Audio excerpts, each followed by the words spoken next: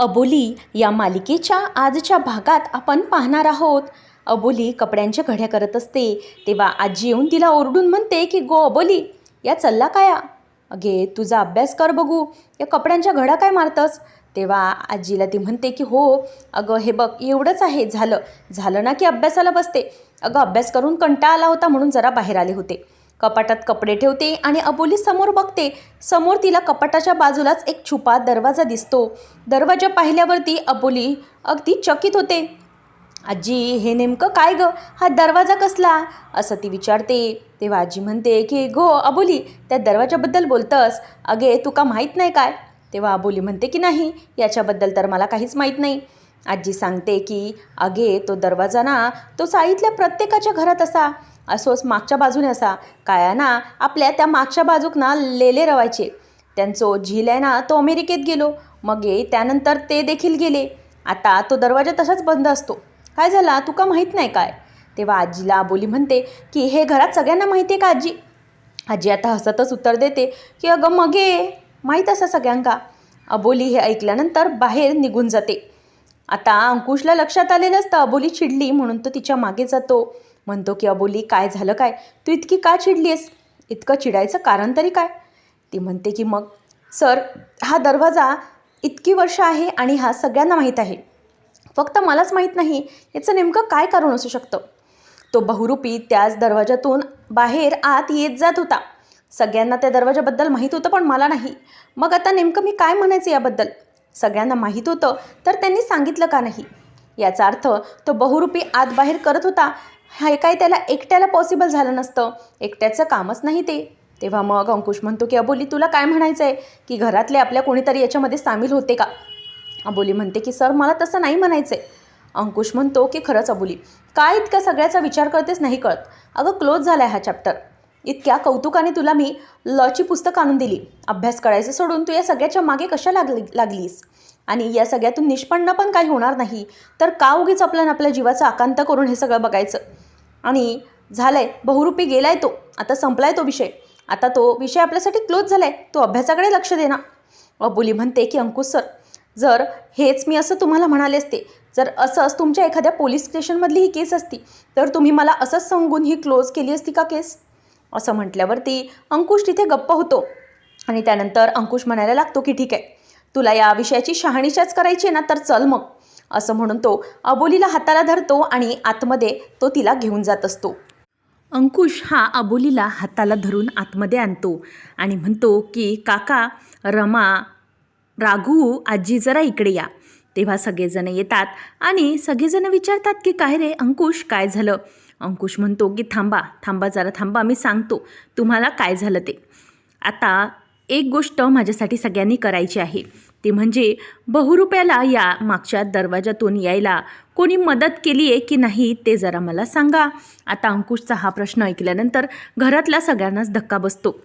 अंकुश म्हणतो की जे काही आहे ते सगळ्यांनी मला जरा खरं सांगा, तुम्ही कोणीही त्याला मदत केली होती का, आणि जर कसं असेल तर ते मला माझ्या जरा डोक्यावर हात ठेवून शपथ घेऊन सांगा.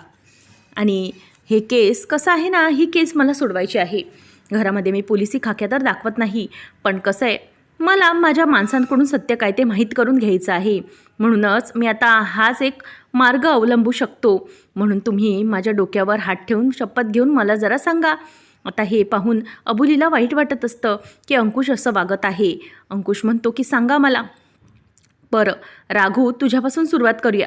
राघू, तू माझ्या डोक्यावर हात ठेव आणि शपथ घेऊन सांग की हे सगळं तू केलेलं नाही असते.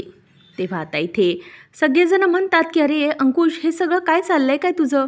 आजी म्हणते की अंकुशा, अरे काय चालला काय या. तेव्हा आता आजीला तो म्हणतो की आजी थांब जरा, मला प्रत्येक जण डोक्यावर शपथ घेऊन सांगा. आता राघूला म्हटल्यावरती राघूला रमा ही पुढे जाण्यास प्रोत्साहन देते आणि म्हणते की जे तो सांगतोय ते कर. आता राघू ही दादाच्या डोक्यावर हात ठेवते, शपथ घेते आणि म्हणते की दादा, मी तुझी शपथ घेऊन सांगते, मी त्या बहुरूप्याला कोणत्याही प्रकारची मदत केली नाही. असं म्हटल्यावर आता राघू हा आजीकडे वळतो. आजीला म्हणतो की आजी, तू तुझ्या नातवाच्या डोक्यावर शपथ घेऊन सांग की हे सगळं तू नाही केलं. तेव्हा आजी म्हणते की अंकुशा, मी तुझ्या डोक्यावर हात ठेवून शपथ घेऊन सांगते की मी या काही केला नाही. अरे घरच्यांका सोडून बाहेरच्यांका मदत करूची शिंदेकरणाची रीत नाही हा, आणि ती रीत मी मोडूची नाही. आणि म्हणान तुका सांगतंय की त्या बहुरुपयाक मी कोणत्याही प्रकारची मदत केली नाही आणि करणारही नाही, असं आजी म्हणते आणि तिच्या डोळ्यात पाणी येतं. तेव्हा माधव काका म्हणू लागतो की अंकुश, हे नेमकं सगळं काय आहे? नाही म्हणजे तू तुझ्या घरच्यांवर अविश्वास दाखवतोस असं नाही समजत आहे का? तू तुझ्या घरच्यांना शपथ घ्यायला सांगतोस आणि मात्र त्यांच्यावर अविश्वास दाखवतोस तू एक प्रकारे. तेव्हा आता हे सगळं झाल्यावर अबोली म्हणते की प्लीज असं करू नका. मला असं नाही म्हणायचं आहे की आपल्या घरच्यांनी त्या बहुरुपयाला मदत केली असेल. अंकुश म्हणतो की मग अबोली, नेमकं मग तुला काय साध्य करायचं आहे? अबोली म्हणते की सर, मी अशी म्हणतच नाही आहे की आपल्या घरच्यांनी मदत केली. मला आपल्या घरच्यांवर पूर्ण विश्वास आहे, ते असं काहीही करू शकणार नाहीत. पण एक गोष्ट नक्की की त्याला कोणीतरी मदत करतच होतं ना सर. मग ते कोण, असा प्रश्न तर पडतोयच ना सर. आपल्या घरातल्यांना मी कधीही नाही असं बोलू शकत किंवा त्यांच्या मनाबद्दल किंवा त्यांच्या हेतूबद्दल कधीही शंका नाही सर घेऊ शकत. पण मला हा प्रश्न सारखा भेडसावतोय की नेमकं काय झालं तरी काय. अंकुश म्हणतो की बघ, तेव्हा जी गोष्ट घडून गेली याचा गोष्टीचा विचार तू आत्ता करून आत्ता स्वतःला त्रास करून घेणार आहेस का? पण प्रश्न तर पुढं पडतायत अबोली, प्रश्न पडतायत. त्याच्यामुळे तू स्वतः टेन्शन घेतेस, घरच्यांनाही टेन्शन घेतेस. आणि दुसरी गोष्ट म्हणजे की आम्हाला ही काळजीच वाटते ना अबोली, तुझी काळजी आम्हाला वाटणारच ना. तेव्हा आता हे सगळं होत असताना रमा म्हणते की अबोली, जाऊ दे ना, झालं गेलं ते आता विसरून जा. मला कळते तुला त्रास होत असेल, पण तू आता त्या सगळ्या गोष्टींना मागे टाक आणि तू तुझ्या अभ्यासावर कॉन्सन्ट्रेट कर. काही झालं तरीही तुला अभ्यास नीट करायचा आहे, बरोबर ना? मग तुला तेच केलं पाहिजे ना अबोली. उगीचच नको त्या गोष्टींचा विचार नको करूस. तुला याने त्रास होतोय, आम्हाला कळते. आता या सगळ्यातून बाहेर पडलोय आणि पुन्हा त्याच्यातच कशाला आहे, असं रमा तिला प्रेमाने समजवते. अंकुश म्हणतो की हे बघ अबोली, आता तुला मी एक गोष्ट सांगतो. तू ठीक आहे, मला बोलतेस, पण तू ह्या सगळ्या गोष्टी मागे टाकल्या पाहिजेस. अबोली म्हणते की मला माफ करा, आता मी त्या बहुरुपयाचा विषय देखील काढणार नाही. मला कळतं आहे की मला याच्यामुळे आणि माझ्या घरच्यांना देखील त्रास होतोय. अंकुश म्हणतो की ठीक आहे अबोली, इतकंच म्हणतेस ना, तर मला वचन दे की तू त्या बहुरुपयाचा विषय आता काढणार नाही. तुझ्या डोक्यातूनही तो विषय काढशील आणि कोणासमोरही काढणार नाहीस आणि पूर्णपणे तुझ्या अभ्यासावर कॉन्सन्ट्रेट करशील, विजयाला इग्नोर करशील. वचन देत असं मला. अबोली त्याचा हातात घेते आणि हातात देऊन म्हणते की अंकुश सर, मी वचन देते तुम्हाला, मी आता पूर्णपणे माझ्या अभ्यासावर लक्ष केंद्रित करीन, दुसरीकडे कुठेही लक्ष देणार नाही मी. अबोली त्याला वचन दिल्याबरोबर अंकुशला जरा आता बरं वाटू लागतं. अबोली म्हणते की सर, माझ्या घरच्यांना मी कधीही असा विचार करून डावलू शकत नाही. तुम्ही म्हणताय ना तसंच करेन मी सर. आता तुमचंच ऐकेन मी, त्या विषयावर आता मी जाणार नाही. त्याच वेळेला अंकुशला आता असं म्हटल्याबरोबर बरं वाटतं. अबोली हात काढून घेते आणि म्हणते की सर, मी आता माझा अभ्यास करते जरा, असं म्हणून ती तिथून निघून जाते. अंकुश विचार करत असतो की अबोली जे बोलते की त्याच्यात पण तथ्यच आहे, कारण असा बहुरूपी एकटा आत येणं जाणं पॉसिबल नव्हतं. नेमकं त्याला कोणीतरी मदत करत असेल, पण घरातलं नाही तर मग नेमकं ते कोण, असा तो विचार करत असतो. अबोली आता मन लावून अभ्यासाला सुरुवात करते. त्याच वेळेला तिच्या मोबाईलची टोन वाजते. ती मोबाईल बघते तर तिथे एक मेसेज आलेला असतो आणि त्या मेसेजमध्ये एक पत्राचा फोटो असतो. त्या पत्रात लिहिलेलं असतं की मी कदाचित तुला भेटणार नाही, पण ही चिठ्ठी तुला बघावीच लागेल, असं सगळं ती आता त्याच्यामध्ये वाचत असते. ती म्हणते की हे तर मला विजयाचं अक्षर वाचतंय, पण हे पत्र तिला कुठे सापडलं असेल, काय असेल मला कळत नाही. नेमका याचा थांगपत्ता कसा लावावा आणि फुलवाने लिहिलेलं आहे असं दिसतंय. मग आता याबद्दल नेमकं काय करावं, मनवाचं याच्यात काही सिक्रेट असेल का, असा विचार तिच्या मनामध्ये येतो. म्हणूनच मग आता तिला विजयाचा फोन येतो. तो फोन ती पटकन उचलते आणि म्हणते की काय आहे, कशाला फोन केला आहे. तेव्हा विजया म्हणते की अगं अबोली, तू ते लेटर वाचलंस का गं. तेव्हा अबोली म्हणते की नाही, मी असं काही बघितलेलं नाही. तेव्हा मग आता अबोलीला ती म्हणते की तुला सगळं माहीत आहे, फक्त तू नाही माहीत असल्याचं नाटक करतेस. तर मग मी तुला सांगते की नेमकं ते सगळं काय आहे. ते काय ना, ते लेटर आहे ना, ते फुलवाने लिहिलेलं आहे आणि त्याच्या बाबतीमध्ये ना मनवाच्या बाबतीतलं खूप मोठं सिक्रेट आहे. त्याच्यामुळे जर तुला ते जाणून घ्यायचं असेल ना, मग तुला या ऑफिसमध्ये यावं लागेल. अबोली म्हणते की मी कुठेही येणार नाही आहे, तुला जे करायचं आहे ना ते तू कर. आता अबोलीचं ते बोलणं ऐकून विजया म्हणते की अबोली बघ, परत एकदा विचार कर जे काही बोलतेस त्याच्यावर, कारण याच्यामधून तिला एक मोठं सिक्रेट भेटू शकतं की नेमकं सोनियाचं आणि फुलवाचं नेमकं काय होतं ते.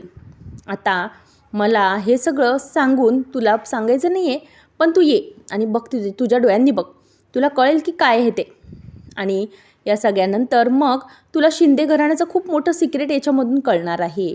आणि असं सिक्रेट जे शिंदे घराण्याला पूर्णपणे बर्बाद करू शकतं. अबोली म्हणते की मला काही ऐकायचं नाही, तू ठेव फोन. ती फोन ठेवून देते. मात्र अबोलीच्या डोक्यामध्ये तेच विचार सुरू असतात. काय करावं हे तिला सुचत नसतं. त्यानंतर मग इथे अबोली रस्त्याने जात असताना मागून एक काका येतात. ते म्हणतात की अबोली मॅडम, अहो तुम्हाला सोनिया मॅडमच्या त्या ऑफिसबद्दल विचारायचं होतं. नाही ते मॅडम, ऑफिस विकायचं आहे ना, कारण कसं आहे ना की अजूनही आम्हाला काहीही त्याच्याबद्दल क्लू मिळाला नाही. तुम्हाला ऑफिस घ्यायचं आहे की नाही घ्यायचं आहे? अबोली म्हणते की काय ना सर, थोडे दिवस तुम्ही थांबू नाही शकत का? म्हणजे कसं आहे ना, आम्हाला सध्या प्रॉब्लेम आहे म्हणूनच म्हटलं. तेव्हा मग आता इथे ते सर म्हणायला लागतात की तसं नाही, आम्हाला कॅश हवी असते म्हणूनच आम्ही अर्जंटमध्ये व्यवहार करायला बघत असतो. बघा तुम्हाला काय सुचतं आहे ते, मग लवकरात लवकर कळवा, असं म्हणून ते निघून जातात. आणि त्यानंतर अबोली इथे स्वयंपाकात असते. अबोलीने विचार केलेला असतो की काही करून मला विजयाकडे आज जायलाच हवं. अबोली ही जेवण बनवत असताना तिला रमा सांगते की जरा दूध ओते जाईल ते लक्ष ठेव. तेव्हा तिचं लक्षच नसतं. आता अंकुश म्हणतो की अबोली नेमका कसला विचार करतेस तू? अबोली सांगते की सर, मला ना आज जरा माझी मैत्रिणी ना तिच्याकडे जायचं आहे, तिच्याकडून काही नोट्स घ्यायचे आहे. अंकुश म्हणतो की म्हणजे तुम्ही दोघे एकत्र अभ्यास करणार आहात का? ती हो असं सांगते. तेव्हा मग अंकुश म्हणतो की ठीक आहे, जा तू, आणि अभ्यासच करायचा आहे ना, फक्त अभ्यास करून घे, काहीच प्रॉब्लेम नाही, व्यवस्थित लक्ष देऊन अभ्यास कर, असा तिला तो म्हणतो. पण अबोली मनातल्या मनात म्हणते की सर मला माफ करा, मी तुम्हाला आज खोटं सांगत आहे की मी कुठे जाते ते. अबोलीला राहवत नाही म्हणून ती आता ऑफिसमध्ये येते आणि ती तिच्या मोबाईलची टॉर्च घेऊन सगळ्या फाईल्स आणि पत्र शोधण्याचा प्रयत्न करू लागते. तर इथे तिला कोणीतरी आवाज आल्यासारखं होतं. अंकुश पण घरी वाट बघत असतो. 11 वाजले अजून आली कशी नाही असा विचार चालू असतो. तेव्हा समोरून पिऊन होतो आणि म्हणतो की कोण आहे समोर, कोण आहे तिथे, असं म्हणून तो अबोलीला शोधायला जातो. अबोली त्याला धक्का देऊन बाहेर पळून जाते आणि पळत पळत ती आता चाळीपर्यंत आलेली असते. आणि त्यानंतर ती खूप घामाघूम झालेली असते. आणि अशा अवस्थेतच आता अंकुश समोर येऊन म्हणते की सर सॉरी, लेट झाला. अंकुश म्हणतो की अगं काय हे अबोली, चल लवकर तू, आपण जाऊया, सगळेजण जीवनासाठी वाट पाहत आहेत. आता अबोली म्हणते की मी नेमकं काय करू? अंकुश सरांना जर काही सांगितलं तर पुन्हा प्रॉब्लेम होईल, त्यापेक्षा आता मलाच काही ते शोधलं पाहिजे. अंकुश अबोलीला आवाज देतो की चल, जेवायला सगळे थांबलेत, लवकर ये.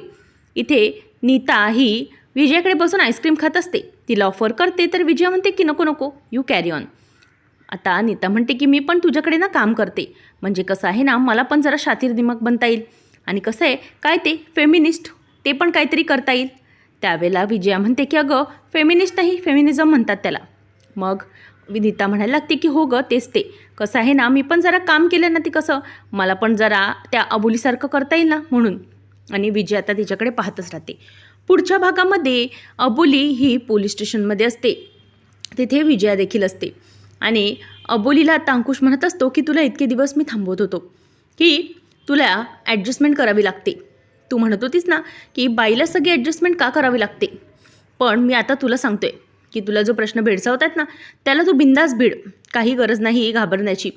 तू बिंदास त्या प्रश्नांचा सामना कर, मी तुझ्यासोबत आहे, कोणालाही घाबरू नकोस, असं अबोलीला आता अंकुश म्हणतो. आणि त्याच्यामुळे अबोलीच्या डोळ्यात एक वेगळीच चमक आलेली असते. ती खूपच जास्त खुश असते. आणि विजया मात्र हे तोंड दाबून बघत बसलेली असते. अशाच अपडेट्ससाठी चॅनलला सबस्क्राईब नक्की करा.